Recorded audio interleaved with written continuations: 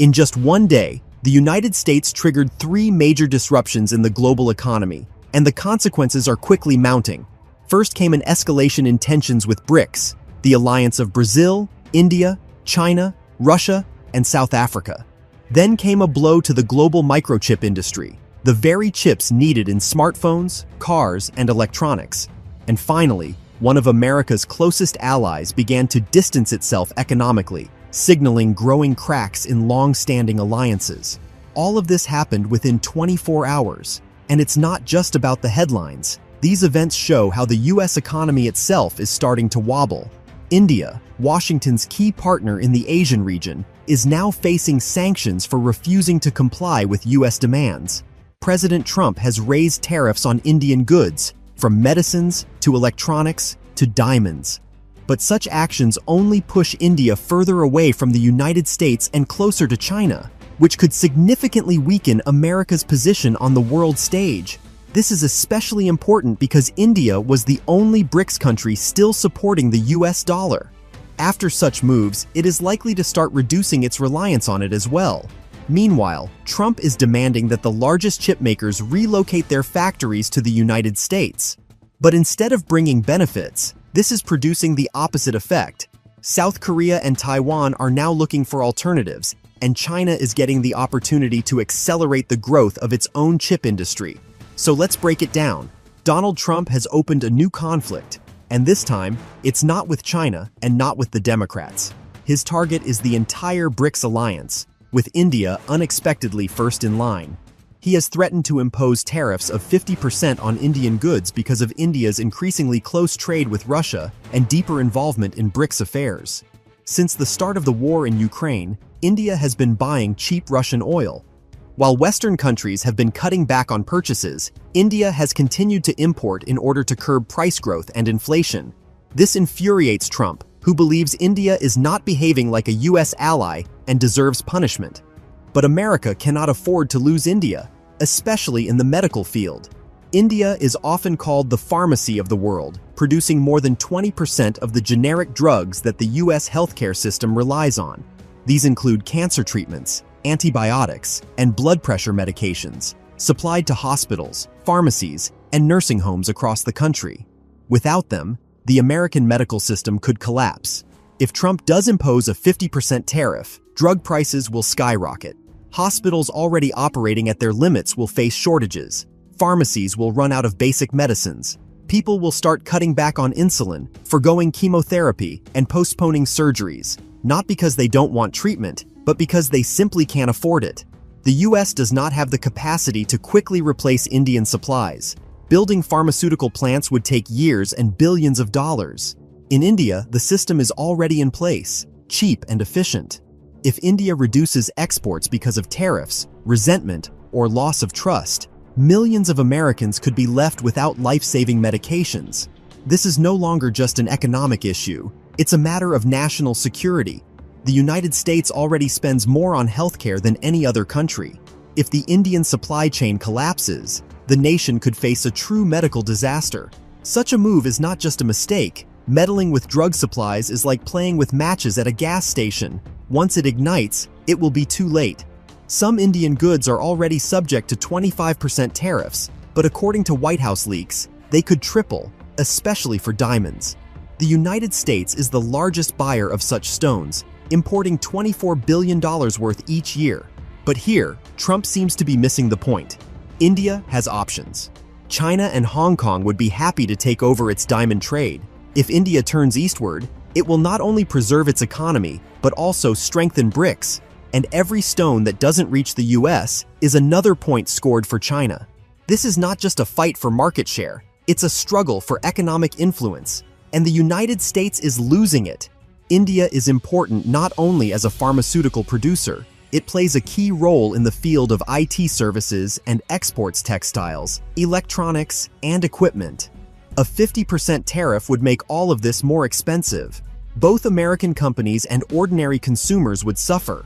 Businesses would have to pay more, and in the context of inflation and supply disruptions, this would only intensify pressure on the economy. Most importantly, India is not an enemy. On the contrary, it has always been considered a partner of America, especially in containing China. But such an approach by Trump could push India away and drive it into the arms of China and Russia. This is exactly what BRICS countries are striving for, and instead of weakening them, Trump might actually make them stronger.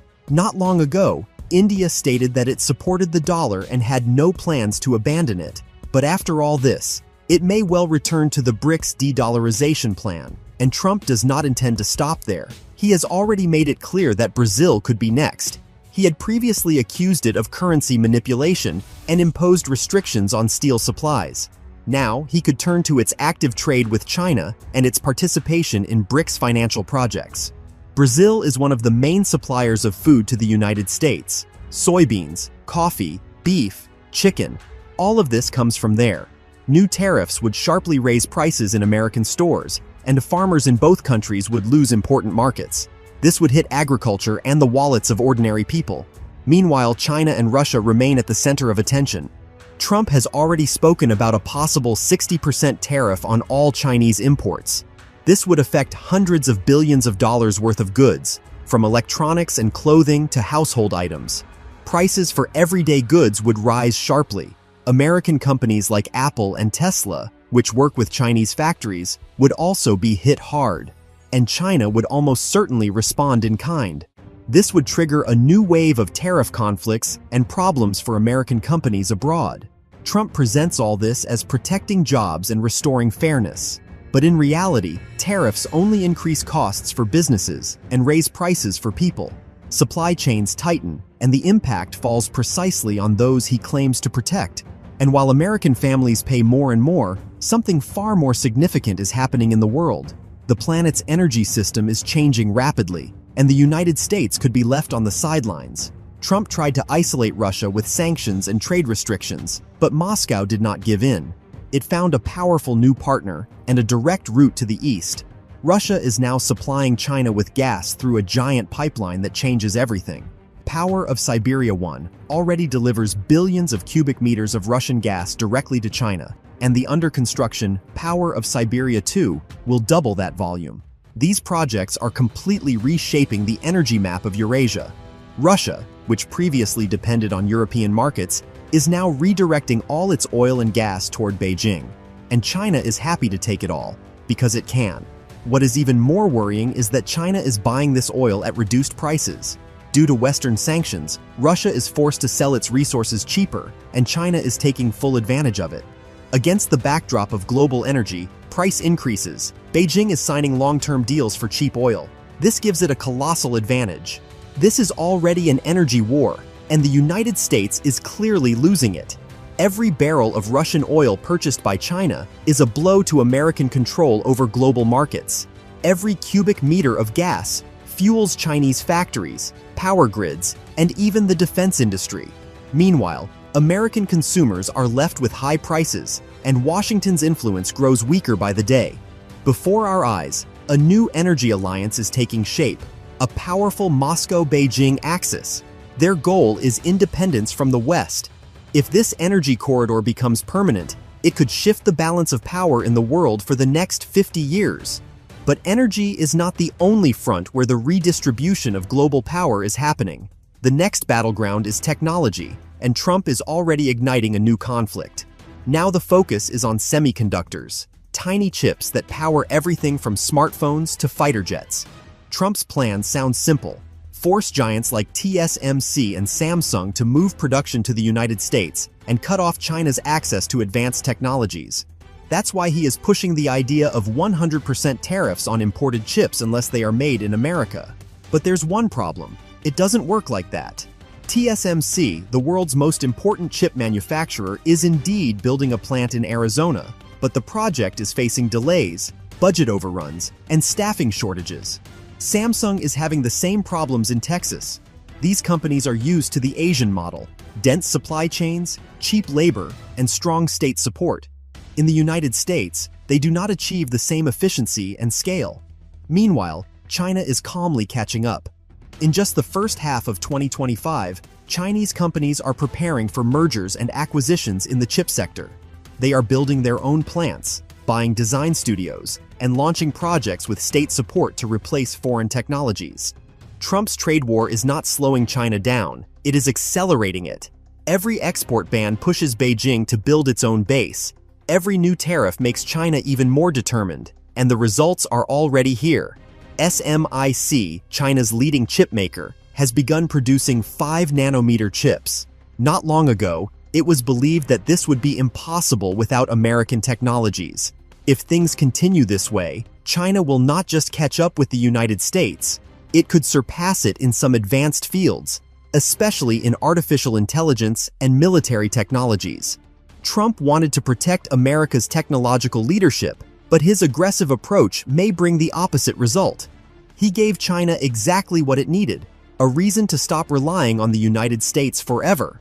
But while Washington is attacking BRICS countries, another shift is happening in the shadows, and it could prove no less dangerous.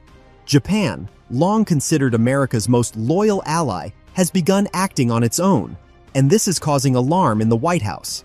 Tokyo has just signed a major agreement with India, a BRICS country the United States is trying to isolate. At the same time, Japan is expanding energy and technology cooperation with Brazil and strengthening its position across the global south. All this points to an obvious shift. Japan is increasingly making decisions without looking to Washington for approval. Moreover, Japan refuses to cut ties with China. Despite growing tensions, Japanese companies are expanding cooperation with Chinese partners, especially in the fields of electric vehicles and green technologies. Even the Bank of Japan has begun discussing reducing its holdings of U.S. government bonds. Concerns are growing that U.S. debt is no longer as reliable as it once was. For the United States, this is a troubling sign. If even Japan, the cornerstone of Washington's entire Asia strategy, begins to step away, then what is American influence really built on now? The global balance of power is shifting, allies are hedging their bets, and rivals are gaining strength. And while America is playing hardball economics, the rest of the world is writing its own new rules. Now, the main question is not how bold Trump's plan is, but whether America can afford to lose the rest of the world. So, to keep up with the latest developments, subscribe to the channel and turn on notifications. See you in the next episode.